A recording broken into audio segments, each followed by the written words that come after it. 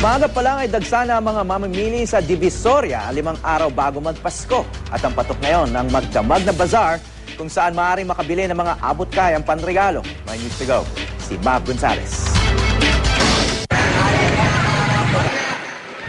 5 araw bago magpasko, buhay na buhay ang Divisoria kahit pa alas 3 na ng madaling araw. Ang bida dito ngayon, ang Christmas Bazaar sa Tutuban Center kung saan talagang there's something for everyone. Para sa mga bata, patok ang mga tindahang 10 piso lahat ng items. May mga accessories, laruan at school supplies. 180 hanggang 280 ang mga bag na may disenyong cartoon characters. 120 naman ang mga house slippers. At ano yung pinakamabenta sa inyo ngayon?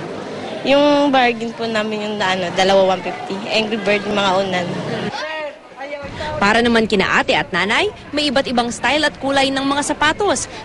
350 pesos ang mga wedges at 250 naman ang mga flats. Kung regalo kay kuya o tatay ang hanap mo, 230 pesos ang mga sports watches na ito. Pero uso ngayon ang mga touchscreen na relos. 200 lang ang digital watch na ito.